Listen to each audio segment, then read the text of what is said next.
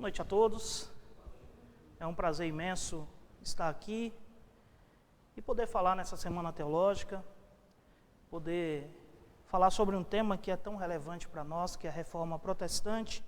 Nós que nos consideramos herdeiros dessa tradição teológica, tradição esta que iniciou no século XVI e que tem produzido frutos ainda hoje e sendo as igrejas reformadas em parte do mundo responsáveis por continuar o legado dos reformadores do século XVI. Aqui no Brasil nós temos a Igreja Presbiteriana do Brasil, as igrejas presbiterianas de um modo geral como herdeiras dessa tradição. Fora do Brasil, as igrejas reformadas que se congregam em diversas partes do mundo, também defendendo e ao mesmo tempo perpetuando essa teologia que foi começada pelos reformadores. Então é sempre importante falar sobre isso, especialmente neste ano, quando nós completamos 500 anos da Reforma Protestante, né? Lembrando que o marco inicial da Reforma é o dia 31 de outubro de 1517, quando Lutero ele afixou às portas da sua igreja as suas teses, convocando as pessoas daquele tempo e os estudiosos da teologia em geral para debater os seus pontos de vista, sobretudo sobre a questão da venda de indulgências, né? Então hoje eu continuo a tratar sobre o tema. Ontem o reverendo Ronaldo ele falou sobre John Huss e John Wycliffe, que são apontados como precursores da teologia da Reforma, são considerados hoje como reformadores do seu tempo e que deram o início a todo esse movimento que nós chamamos hoje de Reforma Protestante, ou que nós celebramos hoje como Reforma Protestante. E eu gostaria de trazer uma proposta diferente. Eu sei do programa, né? Hoje, ou melhor, amanhã, dia 27, nós vamos tratar com o reverendo Tito sobre o que é ser reformado. E no último dia da Semana Teológica, o reverendo Lenny Ellison vai abordar aqui os 5 lemas fundamentais da Reforma Protestante. Eu gostaria de fazer um caminho diferente, aproveitando um pouco daquilo que certamente o reverendo Ronaldo falou ontem sobre John Huss e John Wycliffe. Eu gostaria de propor nesta noite uma análise dos antecedentes ou das origens do pensamento teológico e intelectual que levaram à Reforma Protestante. A Reforma, ela não caiu do céu. Ela não representa o surgimento de doutrinas desconexas ou de doutrinas que surgiram pela primeira vez apenas com Lutero. O próprio Lutero ele tinha consciência disso e os outros reformadores que o seguem acreditam que eles não estão criando algo absolutamente novo, mas eles são herdeiros de uma tradição. No contexto mesmo da Reforma, ou no contexto posterior à Reforma, essa questão de definir as origens da Reforma como um movimento, ela ficou restrita a 2 grupos de pessoas. Um grupo era o grupo dos polemistas católicos, que diziam que a Reforma Protestante e Lutero em especial, eles eram representantes de velhas heresias que haviam sido condenadas pela Igreja oficial há tempos atrás, fazendo associação, por exemplo, da teologia de Lutero com o próprio John Huss, que foi condenado por um concílio católico, as ideias de John Wycliffe, que igualmente também haviam sido condenadas. Então, para os polemistas católicos do período da Reforma e do período posterior à Reforma, a Reforma Protestante, na verdade, era o ápice ou o culminar de um pensamento herético, de um pensamento marginal, de um pensamento que não representava uma tradição bíblica, uma tradição da igreja.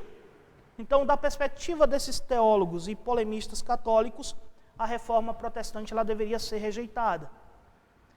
Havia, por outro lado, os polemistas e apologetas reformados, protestantes, que diziam que a reforma, na verdade, não era, como diziam os católicos, o alvorecer ou ressurgimento de doutrinas heréticas ou de falsos ensinamentos que haviam sido rejeitados pela igreja anteriormente. Mas era um retorno da teologia primitiva, a teologia da igreja do princípio.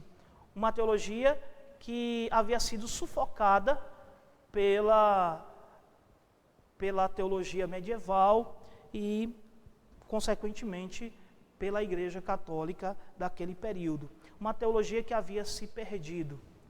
Usando uma expressão mais nossa, é como se eles dissessem que a teologia de outrora, que é encontrada ali nos pais da Igreja, que representam um primeiro momento formativo de teologia cristã, havia ficado enterrada debaixo do lixo.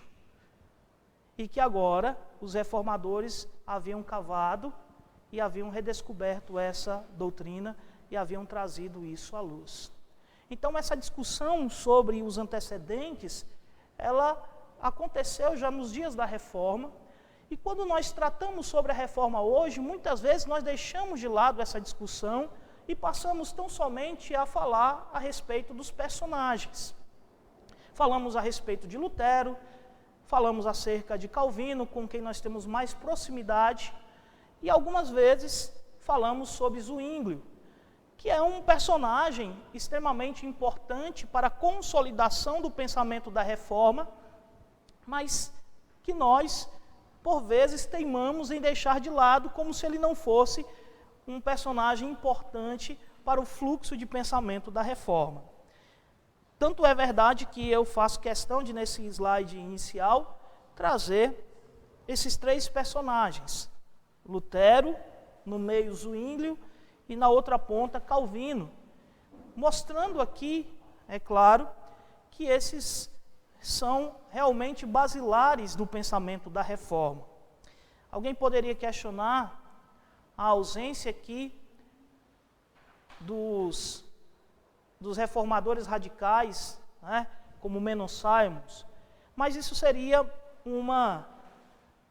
um assunto para uma outra palestra que envolveria, né, uma discussão muito mais própria do pensamento deste homem, né, quais suas ideias teológicas e por que o movimento que ele representa, ele corre de maneira paralela ao pensamento protestante que é adotado por nós.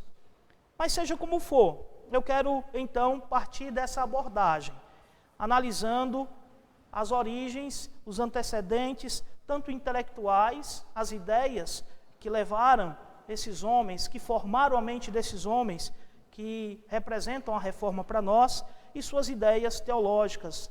Ou, de uma outra maneira, saber da onde esses homens beberam, da onde eles buscaram a sua influência, ou buscaram a teologia e os pensamentos que tiveram influência sobre as doutrinas da Reforma Protestante. Partindo desse ponto, então, nós costumamos, quando nós abordamos acerca da Reforma, quando nós falamos acerca dos antecedentes da Reforma Protestante, nós muitas vezes nos limitamos a analisar o contexto social e espiritual que antecedeu o surgimento da Reforma. Isso é muito comum nós encontrarmos nos livros de história da igreja, uma análise desse período que antecede o surgimento das ideias reformadas com Lutero. E aí, quando nós analisamos esses antecedentes, e os livros de história da igreja, eles quase que são unânimes na apresentação desses fatos, eles dão a nós três elementos que estão presentes nesse período, né, que antecede as ideias de Lutero, ou a fixação das teses de Lutero na capela de sua igreja. E esses três elementos são como aqui descritos. O medo da morte e o sentimento de culpa. Alguns autores falam de uma ansiedade muito grande nesse período. O surgimento de uma piedade leiga e o ressurgimento do livro, que aqui é uma referência à Escritura, à Bíblia, à Palavra de Deus, né?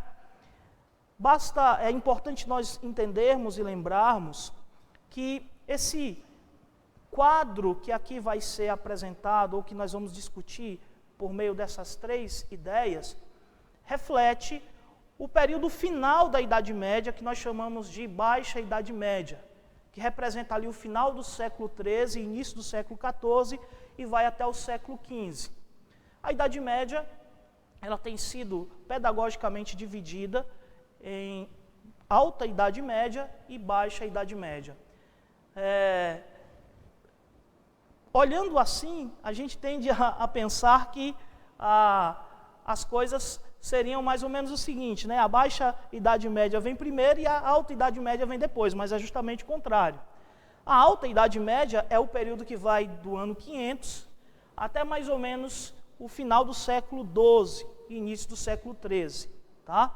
Quando há um despertamento muito grande, quando há um crescimento, né, dentro desse período que nós chamamos de Idade Média, um crescimento nas artes, um crescimento na educação.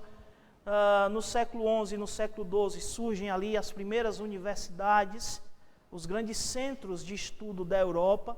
Então, esse período da Idade Média é marcado por um crescente e acentuado despertamento em diversas áreas. Quando nós entramos no final do século XIII e iniciamos o século XIV, há um declínio muito acentuado. E esse declínio é percebido sobretudo na própria igreja, nas próprias ideias religiosas que surgem nesse período, fazendo então com que os historiadores, os analistas da história, então façam uma divisão, dizendo que essa última parte da Idade Média é chamada de Baixa Idade Média. E quando nós olhamos essa Baixa Idade Média, nós percebemos que, de fato, havia ali uma ansiedade muito grande na vida das pessoas. Uma ansiedade provocada, em grande parte, pela própria igreja do seu tempo, que abusou e que usou muito bem essa questão da morte a seu favor. Nós estamos falando de uma Europa que passa por algumas crises. A morte é uma coisa frequente, é uma coisa com que as pessoas têm muito contato. A peste negra havia dizimado boa parte da população europeia daquele período. As guerras, elas eram frequentes, as pessoas morriam nos conflitos. A fome era algo com que as pessoas lidavam dia a dia. Vários fenômenos agravaram essa fome no período final da Idade Média. As guerras ajudavam a tornar esse fenômeno algo extremamente complicado. Além disso, havia também a ideia de que a igreja, um peso colocado pela igreja sobre a vida das pessoas. Esse peso, ele era explorado por meio da pregação, era explorado por meio da literatura, era explorado por meio da música que era produzida, era explorado através da arte. Figuras da morte se espalhavam pela Europa nesse final da Idade Média. Aquela imagem que nós temos da morte como um ser encapuzado, com uma foice na mão, é uma produção desse período final da Idade Média. E que exemplifica muito bem a dimensão que a morte ocupa na vida das pessoas. Eu lembro, quando eu estava ainda no seminário, de ter lido um livro do reverendo Boanerges Ribeiro, que trata sobre o protestantismo depois do cisma que aconteceu na igreja presbiteriana, no início do século XX, que fala que ele faz uma análise bem interessante dos hinos que eram cantados na igreja daquele período. E como a taxa de natalidade era muito, de mortalidade era muito alta no Brasil daquele período, as pessoas morriam mais cedo e as crianças também morriam, né? Muitas nasciam e com pouco tempo elas morriam.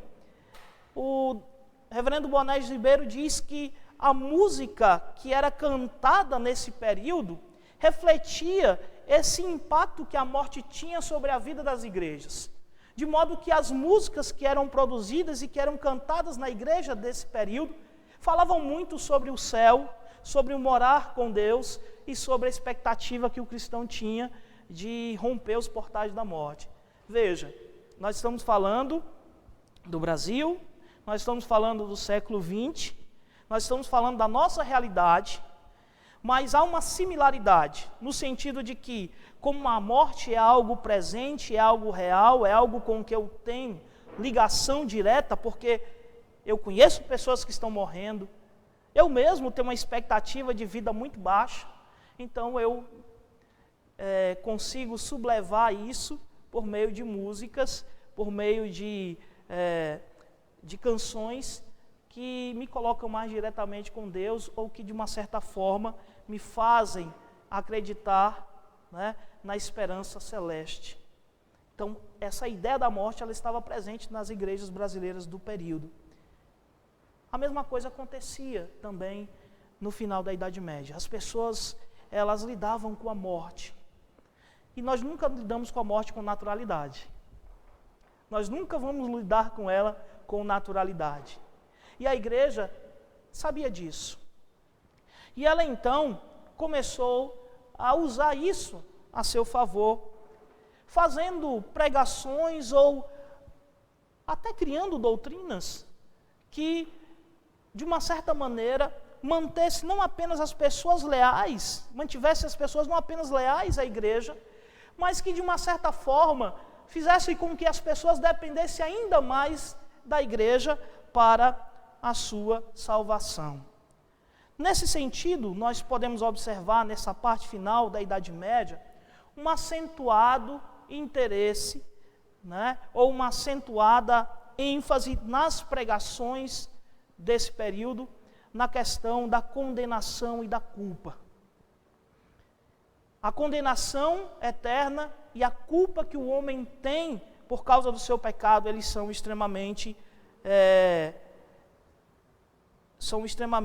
usados pela igreja, são extremamente manipulados pela igreja desse tempo. E qual é a influência disso sobre a vida das pessoas? Bem,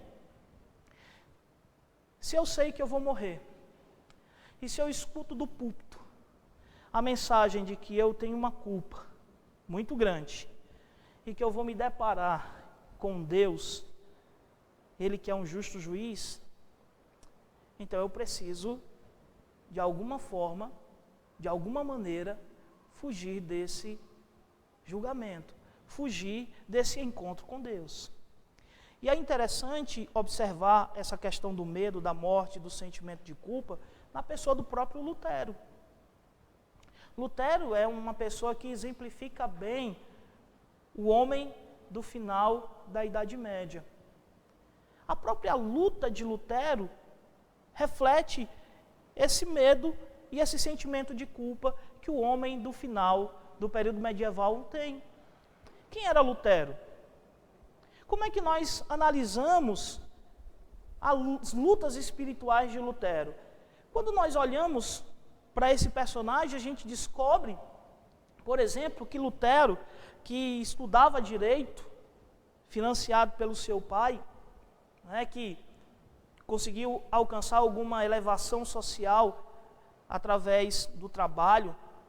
O pai de Lutero, ele tinha uma mina e através dali ele adquiria o sustento da sua família.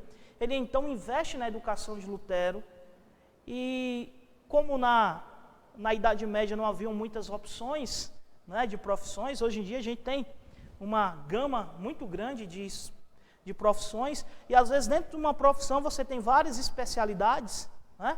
Naquela época não havia tanto assim.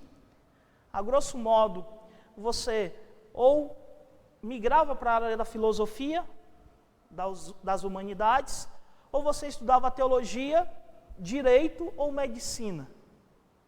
Então o pai de Lutero investe, né, todos os seus recursos na formação de Lutero e o manda para estudar direito. Em certa ocasião ele está retornando para sua casa e ele então é apanhado por um grande temporal. E ele então tenta se abrigar da chuva quando um raio cai bem perto de onde ele está. E Lutero, dominado por esse sentimento de culpa, por esse medo que perseguia as pessoas desse período, ele toma uma decisão que muda os rumos da sua vida.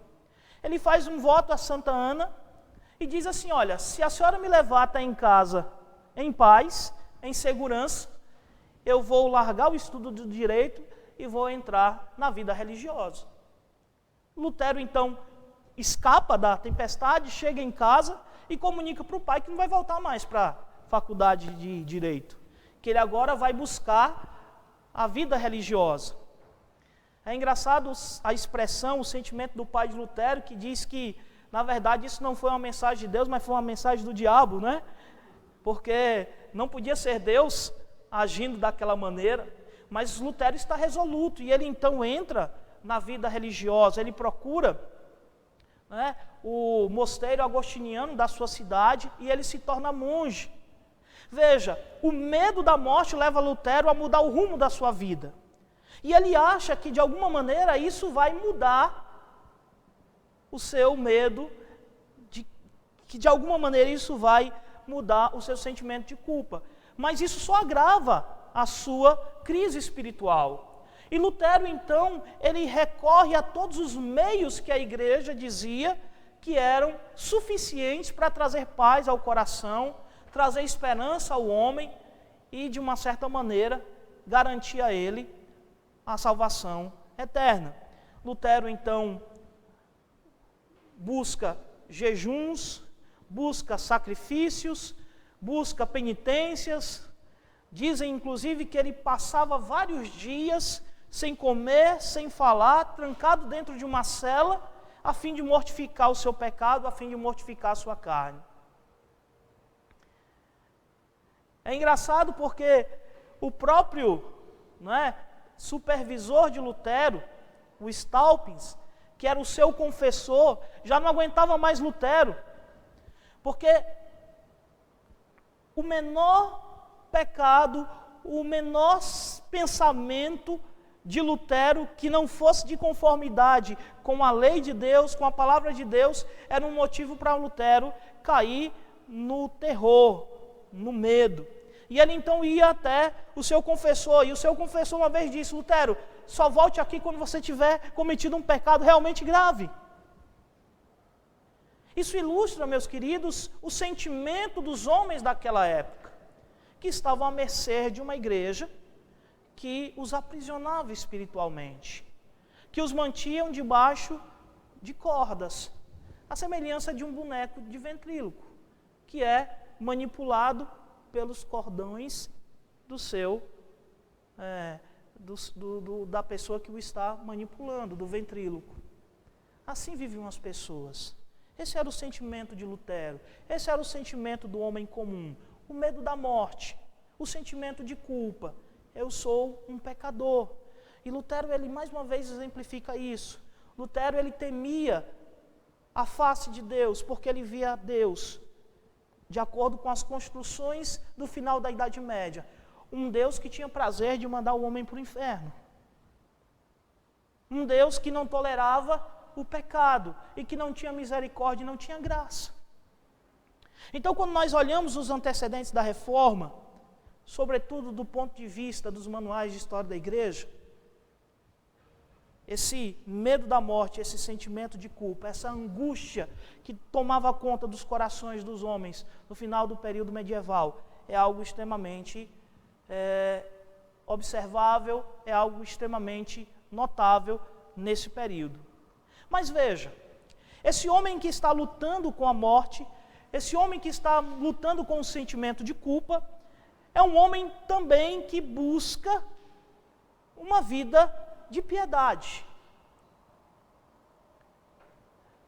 No período da Alta Idade Média, que é aquele período que eu já mencionei, do 5º até mais ou menos o final do 12º século, é um período em que realmente o clero católico domina as ações religiosas.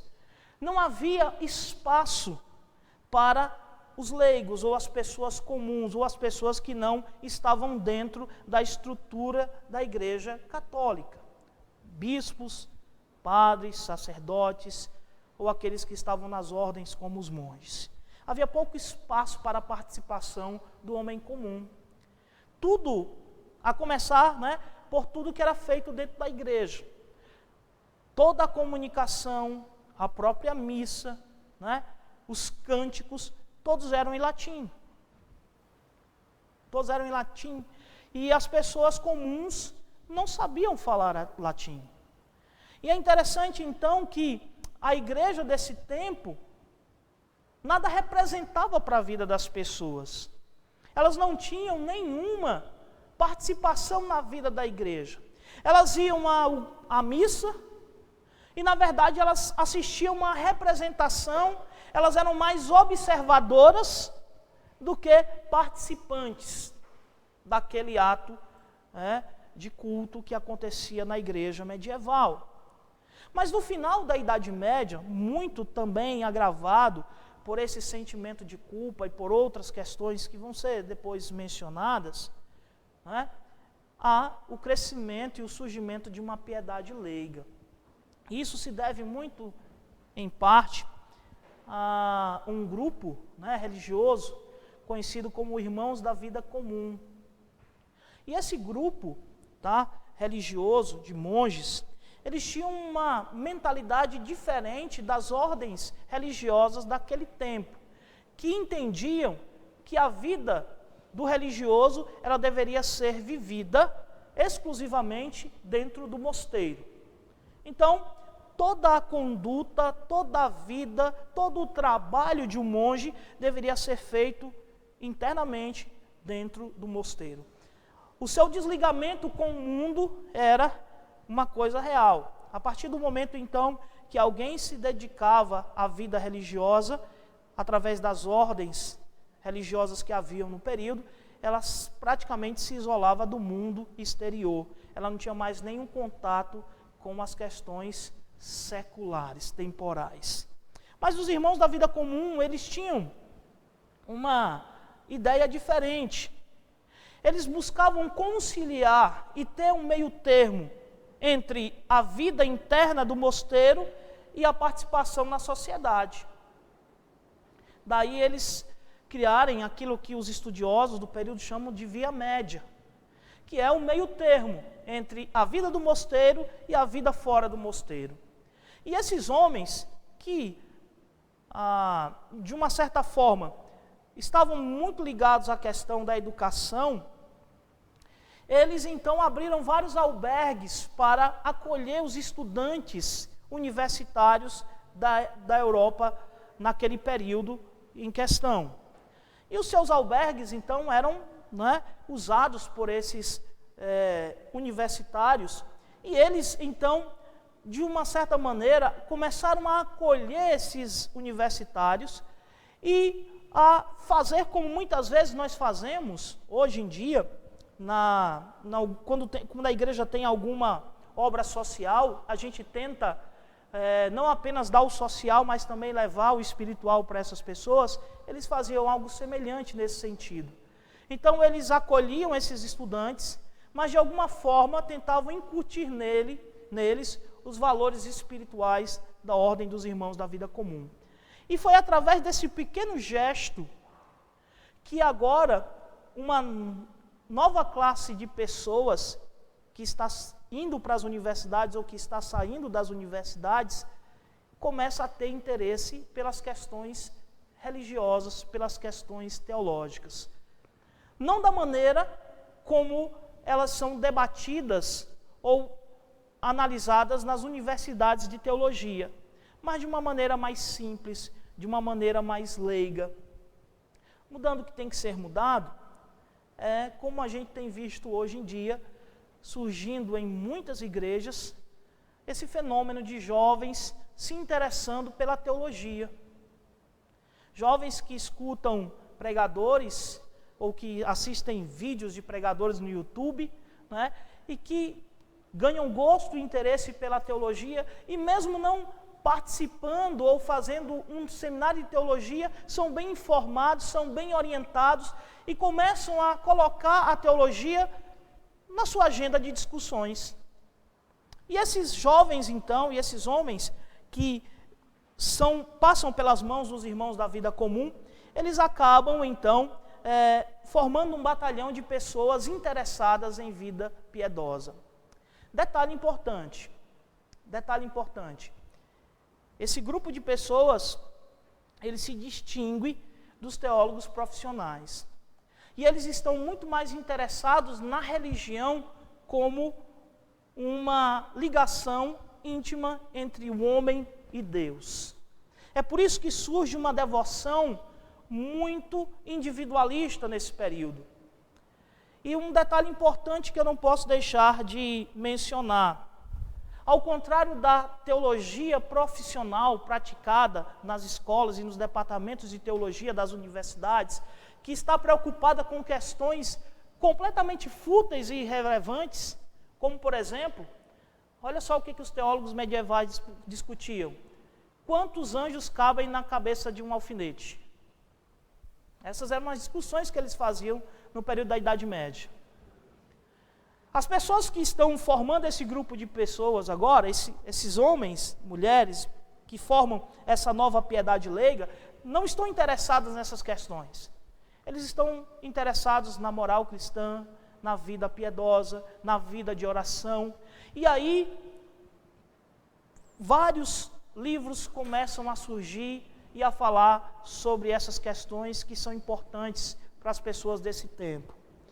Um outro detalhe importante, que eu não posso esquecer: essa piedade, ela é extremamente alimentada pela mariolatria. Tá?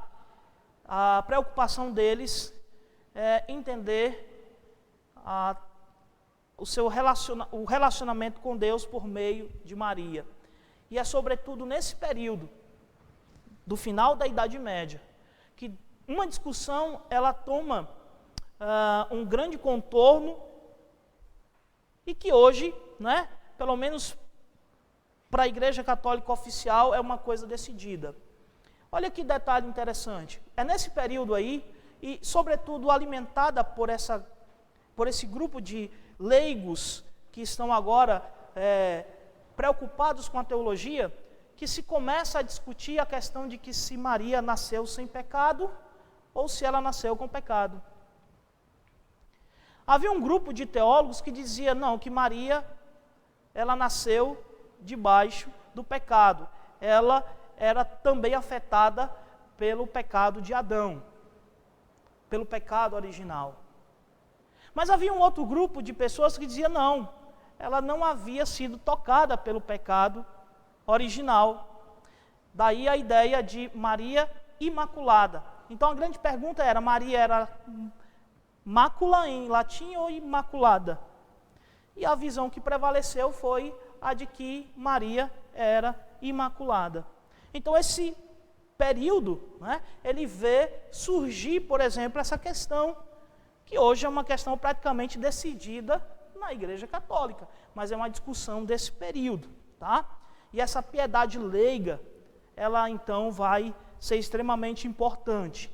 E os estudiosos do período da Reforma, eles não deixam de considerar esse movimento e a contribuição que esse movimento dá. Porque veja, quando eu falo sobre o medo da morte e o sentimento da culpa, que foram explorados pela igreja, eu não posso deixar de fazer uma ligação direta com a doutrina da justificação ou a doutrina da salvação que surge no contexto da Reforma. Porque esse homem que está com medo que sente a culpa e que faz tudo o que a igreja diz que ele deve fazer e não consegue encontrar paz, ele ouve através da reforma a mensagem de que não é o que ele faz que o torna aceitável diante de Deus, mas ele é salvo única e exclusivamente pela fé nos méritos e na obra redentora de Jesus. Então veja, esses três elementos aqui, eles preparam o homem desse final da Idade Média para receber a doutrina da reforma.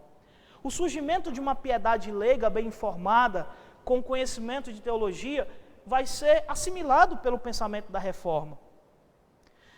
E vai fazer com que pessoas comecem a ler as obras de Lutero, as obras de Calvino e tenham acesso à própria teologia da reforma protestante. Um caso em especial é o próprio caso de Calvino. Porque Lutero, ele começa no direito e vai para a teologia. Calvino é o caminho contrário.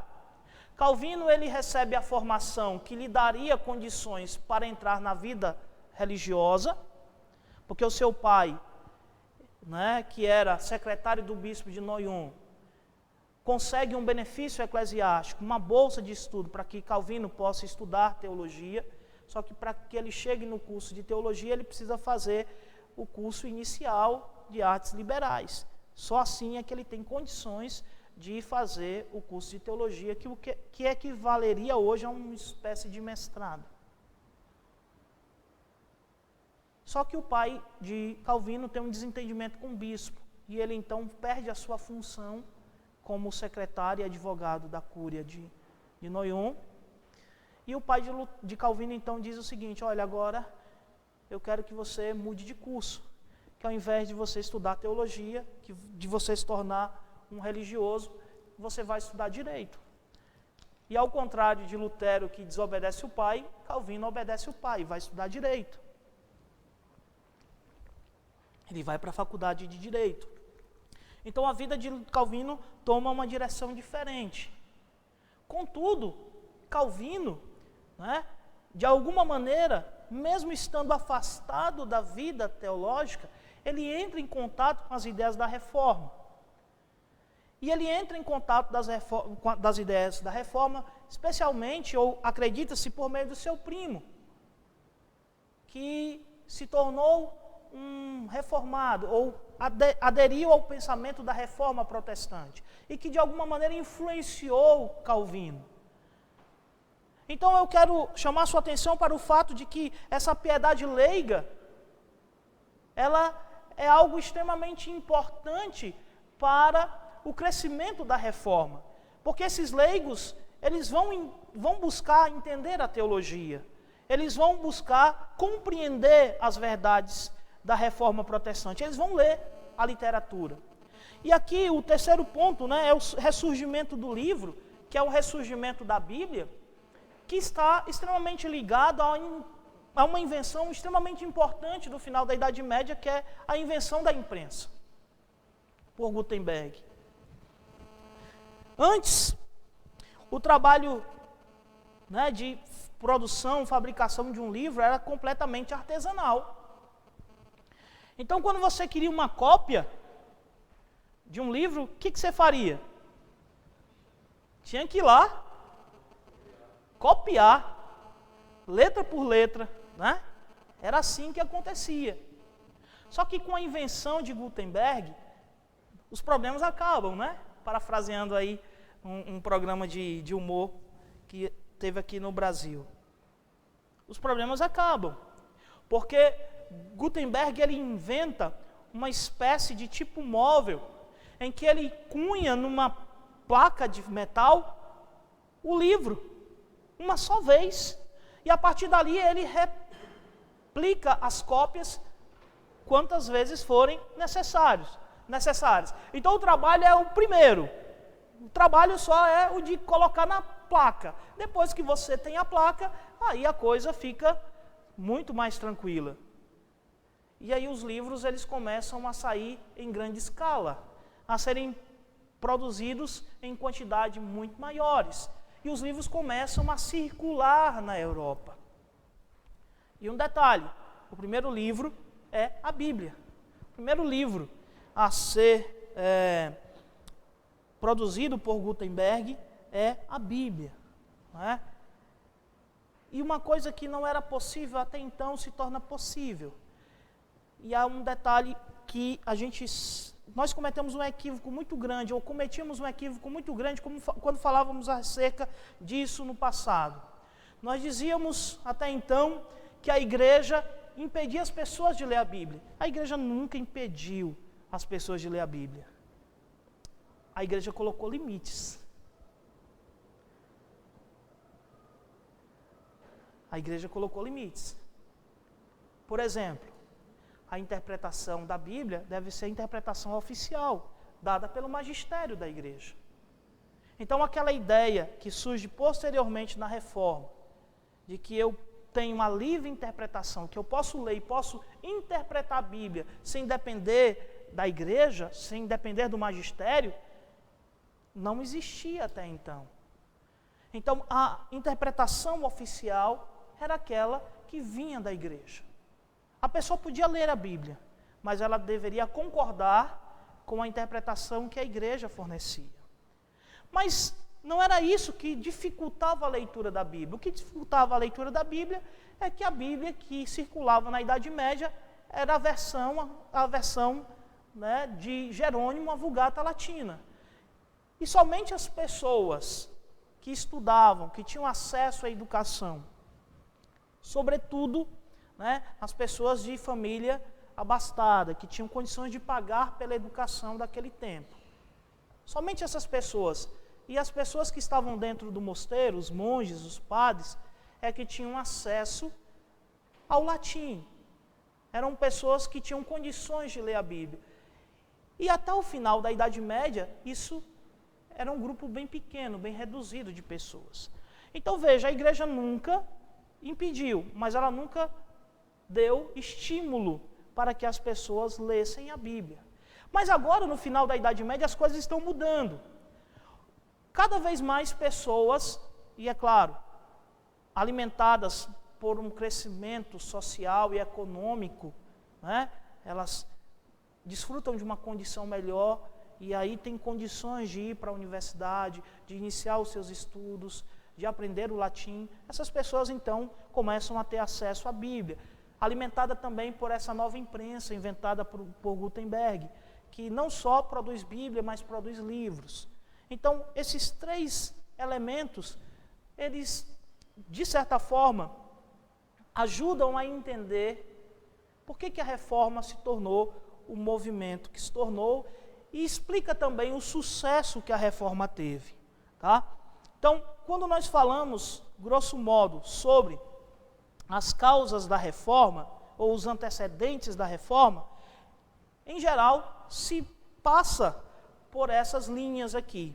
Se fala sobre o medo, sobre a piedade e sobre o surgimento do livro. Mas eu quero ir mais além com vocês hoje. E eu quero analisar aquela corrente de pensamento e de teologia que vão contribuir diretamente para o surgimento de um pensamento reformado. Além dessas causas que foram aqui mencionadas, eu gostaria de analisar outras que muitas vezes são deixadas de lado e sobre as quais a gente tem bem pouca coisa no nosso país. Eu posso mencionar que existe apenas um livro que trata desse assunto hoje em português, que é o livro do Alistair McGrath, As Origens Intelectuais da Reforma. Nós não temos, infelizmente, muito material em língua portuguesa que trata sobre esse assunto e que, em outras línguas, como o inglês, o alemão, tem uma abundância muito grande. Tá? E isso mostra que nós, de uma certa forma, né, limitamos o debate, o estudo das causas da Reforma a pelo menos esses três temas que estão aqui. Tá? Então eu gostaria de ampliar um pouquinho mais essa questão e falar com vocês a respeito de pelo menos duas áreas, a intelectual e a teológica, de um período anterior ao surgimento da Reforma e que, de uma certa maneira, contribuiu para que esse movimento surgisse, ou, diria de uma outra forma, contribuiu para a formação da mente dos reformadores. Tá? Só que há uma questão que eu queria levantar com vocês agora, que é essa que está aí posta. Nós devemos falar de reforma no singular ou devemos falar sobre reformas no plural? Né? Reforma como um movimento coerente, como um braço só, como uma só ramificação, como um movimento organizado, coerente, que tem as mesmas propostas, ou a gente deve falar de reformas no plural, mostrando que há diferenças, que embora haja uma ideia comum, embora possamos dizer que se compartilhe de ideias e pressupostos comuns, nós temos ali, pelo menos, mais de um braço dentro desse movimento. E essa questão ela é relativamente nova, porque quando se fala de reforma, até mesmo dentro das nossas igrejas, a tendência é pensar nela como um movimento único, como se Lutero levasse a Calvino, e como se o pensamento de Calvino e de Lutero fossem iguais, semelhantes. Mas a própria existência de duas igrejas da Reforma, pelo menos num primeiro momento, de dois ramos, um que nós chamamos de luterano e outro que nós chamamos de reformado, já mostram que a Reforma não pode ser entendido como um movimento único, que ele tem ênfases e distinções muito próprias, tá? E essa é uma questão que nós precisamos analisar, porque bem cedo, o movimento da Reforma, ele mostrou dois braços ou dois contornos diferentes. É claro que o primeiro momento desse movimento é aquele momento com Lutero. Mas paralelo a ele, havia também um movimento de reforma que surgia em uma outra parte da Europa. O movimento de Lutero, ele fica circunscrito, numa boa parte, ao território da Alemanha. É ali onde tudo acontece. Mas paralelo a esse movimento de reforma que acontece na Alemanha, está acontecendo também um movimento de reforma lá em Zurique, naquilo que hoje é a Suíça. Porque até então, a Suíça não tinha a organização territorial que ela tem hoje. O que havia na Suíça até então eram territórios que eram chamados de cantões, eram cidades que tinham um governo próprio, tá? E que estavam ali organizadas dentro de um território comum. E era engraçado porque essas cidades, elas, a grosso modo, recebiam influências da Alemanha e da França. E aonde essa cidade estivesse ligada, então, ela tinha uma unidade mais em torno da língua. Então, você tem na Europa, na Suíça, regiões onde o alemão é falado, que sofreram influência desde muito tempo da Alemanha, e você tem territórios onde o francês é falado, que sofreram influência direta da França. Então, esse território que hoje é a Suíça, na verdade, não era um território. Eram cidades com governo próprio, regiões que eram chamadas de cantões. E em Zurique, uma reforma paralela de Lutero tem acontecido. É fato que Zwinglio, que é o reformador de Zurique, ele vai, de alguma maneira, ser influenciado pelas ideias de Lutero. Ele toma conhecimento das ideias de Lutero. Mas bem cedo, e você vai ver aqui, esse movimento ele vai se distinguir e se diferenciar do movimento que está acontecendo com Lutero. E aí você vai ver, por exemplo, a reforma, nós estamos falando de um movimento de 1517, não é isso? Que é o marco inicial da reforma. 8 anos depois, você tem aí, em 1525, Zwinglio, escrevendo a sua principal obra, que é o De Vera et Falsa Religione Comentários, ou comentário sobre a verdadeira e a falsa religião. E nesse comentário ele nega o caráter sacrificial da missa. Posteriormente ele vai abolir no território de Zurique a realização de missas. Ele combate a ideia de salvação pelas obras, uma ênfase que já havia sido defendida por Lutero. Também a intercessão dos santos, a obrigatoriedade dos votos monásticos e a existência da doutrina do purgatório. Mas nessa obra também, Zwinglio lança as bases da sua teologia da Santa Ceia, ou da sua teologia dos sacramentos. E ali ele defende o ponto de vista de que a presença de Cristo na ceia é uma presença simbólica.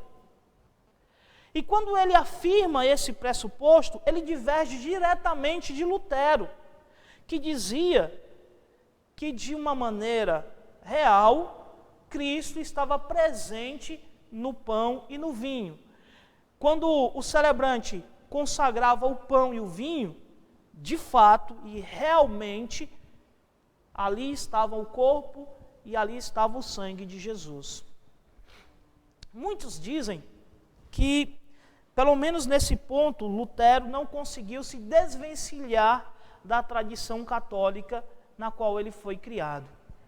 Nós sabemos que a posição católica defendida até então dava conta de que no momento em que o celebrante consagrava os elementos, aqueles elementos se tornavam literalmente o corpo e o sangue de Jesus. Embora visivelmente eles permanecessem como estavam antes, ou não houvesse uma mudança na aparência, na essência, ontologicamente, né, naquilo que eles são, na sua essência, no seu ser, aqueles elementos deixavam de ser o pão e deixavam de ser o vinho para se tornar o corpo e o sangue de Jesus. Lutero, ele lida com esse problema e ele vê um realismo nas palavras de Jesus na instituição da ceia e em outros momentos, quando ele fala, por exemplo, lá no Evangelho de João, que aquele que não comer da sua carne, que não beber do seu sangue, não tem vida em si mesmo. Então Lutero, ele tenta conciliar essas ideias e ele então marca uma saída desse pensamento que era comum à Igreja Católica, que é chamado de transubstanciação. Só que ele não consegue sair por completo. E ele cria então uma doutrina que seria um meio termo, que é chamado de consubstanciação. Né? E a ideia aqui, portanto, é mais ou menos essa. Como Cristo ele é onipresente e o seu corpo ele está em todo lugar, então ele está presente também no elemento da ceia. É diferente do pensamento católico. O pensamento católico diz que o pão e o vinho se tornam literalmente o corpo de Cristo. Lutero diz não, eles não se tornam. Mas como Cristo ele está em toda parte, ele é onipresente, ele também está presente nos elementos. E Zwinglio então discorda desse pensamento de Lutero. E ele insiste que a presença de Cristo ela é simbólica. Que a única maneira que Cristo se faz presente é por meio da lembrança, em memória de mim. Alguém já disse que a perspectiva de Zwinglio é parecida com a de você olhar uma foto tirada em um momento qualquer da sua vida. E aí você olha para aquela foto e você consegue lembrar dos momentos que aquela foto representa. Então você foi num passeio, e ali na foto tem várias pessoas, e aí você olha para aquela foto, você lembra daquele dia, lembra das pessoas, você tem ali uma memória do que aconteceu. Nada mais do que isso. E essa seria então a perspectiva de Zwingli. O fato, queridos, é que essa divergência levou Zwingli e Lutero a debater essa questão frente a frente no colóquio de Marburgo, que aconteceu 4 anos depois, em 1529. Lutero afixa as suas teses no dia 31 de outubro de 1517. Em 1525, Zwingli publica a sua obra e defende uma visão diferente da de Lutero, e 4 anos depois os dois vão debater essa questão em Marburgo. Infelizmente, lá em Marburgo, Zwingli e Lutero não concordam sobre a natureza da presença de Cristo na ceia, e cada um segue um caminho diferente, sem contar com o apoio do outro. E ali o movimento reformado, ou melhor, a reforma protestante, ela tem 2 ramificações distintas. Ali você consegue perceber claramente que havia uma diferença entre os 2 grupos. E aí você tem um grupo na Alemanha que aceita Lutero, seus escritos, seus catecismos e a Confissão de Augsburgo. Do outro você tem um movimento que é iniciado por Zwingli, que tem uma visão dos sacramentos diferente da de Lutero e que aceita, né, os escritos desse reformador, Zwingli, e a Confissão de Heidelberg. Então você tem 2 grupos distintos. 1529, 2 anos depois, 1531, Zwingli ele morre numa batalha, quando ele está servindo como capelão. E aí parece que o movimento dele vai morrer juntamente com Zwingli, ou que o movimento que ele inicia vai definhar e morrer agora que o seu grande líder morre. É nesse contexto então que surge um reformador de 2ª geração, chamado João Calvino. E ele lidera, juntamente com Guilherme Farel, um movimento de reforma lá na cidade, né, de Genebra. E é interessante observar que esse grupo que outrora estava ligado a Zwingli se associa a Calvino, de modo que Calvino se torna um representante desse grupo. E os luteranos, eles percebem de maneira muito clara que esse grupo que agora tem Calvino como seu porta-voz é um grupo distinto daquele que eles representam. E o detalhe aqui é que esse grupo de luteranos começa a chamar esse grupo que está agora associado a Calvino de calvinista. E a gente hoje fala de calvinista como se isso fosse a expressão de uma corrente de soteriologia, ou como se calvinismo estivesse a questão ou a concepção da salvação. Mas quando Joaquim Westphal, que era um polemista e teólogo luterano, chamou aquele grupo de calvinistas, ele não estava pensando na teologia da salvação de Calvino, mas ele estava querendo fazer uma distinção entre o seu grupo, os luteranos, e o grupo que seguia a eclesiologia e especialmente a visão de ceia de Calvino. Porque a visão de ceia de Calvino, ela é diferente da de Zwingli. E a gente pode dizer então que nós temos 3 visões de ceia diferentes dentro do protestantismo. Você tem a visão de Lutero, da consubstanciação. Você tem a visão de Zwinglio, que é a visão simbólica. E você tem a visão de Calvino, que diz que a presença de Jesus ela é espiritual. E esse movimento, então, ganha com a figura de Calvino. E os luteranos, então, passam a fazer distinção clara entre eles e os calvinistas ou reformados. E quando Frederico III, alemão, príncipe eleitor, antes associado ao movimento luterano, debanda do luteranismo e se associa ao pensamento reformado, associado a Calvino, aí os teólogos luteranos, começam a desacreditar o movimento, a desacreditar a figura de Calvino e a chamar esse movimento de calvinista. E veja, eles chamam isso não de uma maneira elogiosa, mas uma tentativa de desacreditar esse movimento que está surgindo ali na Suíça. Então nós temos aí razões suficientes para entender que nós não podemos falar apenas de reforma no singular, nós temos que falar de reforma no plural. E se nós formos ainda mais abrangentes, nós podemos dizer que John Hus, ele é um responsável ou ele é um reformador do seu tempo, lá na República Tcheca.